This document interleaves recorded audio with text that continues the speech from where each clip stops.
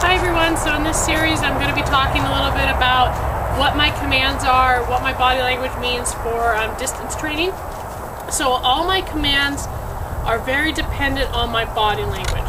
So when I give a command, it's not just you will do that command and it means this in black and white.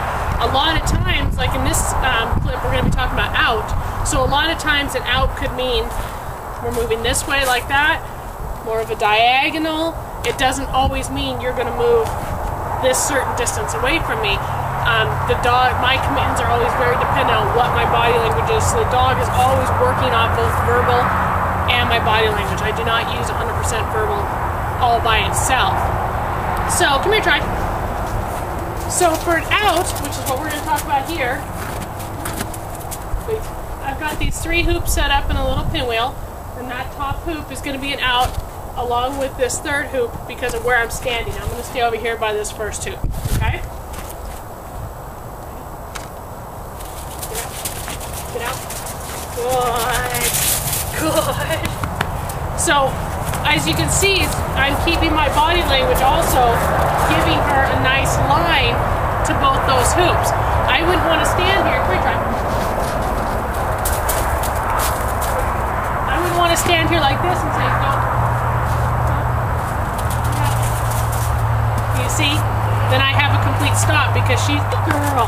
Because she's looking for that body language that also confirms what my verbal is doing. Or excuse me, my verbal confirms what my body language is doing. So I never use just verbal alone. It is always paired with some sort of motion. So for an out, like what we're talking about here in this clip, for an out, my body language could do this, my body language could do this. Out just means for the dog to move out away from me. So I'll show you again. Here, Pip.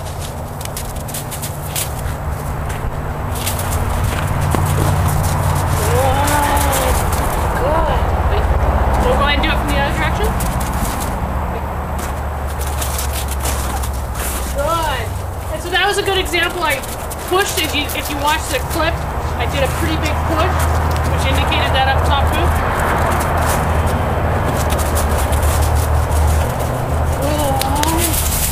So when you're doing all the different body language, your command and your body language should match. So as you're saying, get out, and you want this inside hoop, you can't be taking big steps, because that, just like what I did there, that indicated that top hoop. I needed to be saying get out, but my body language also needed to match the path to that 2nd hoop up there. So really, you really want to look at where you want your dog to go, because that will bring your body language around and give your dog a nice, clear direction on where they need to go. In the next clip, we're going to be talking about directional commands like switch and tight, and then we'll also be talking about in another clip how I use a back. And we'll talk about different situations on my directionals and my distance commands, my outs and my heres, and what they all mean.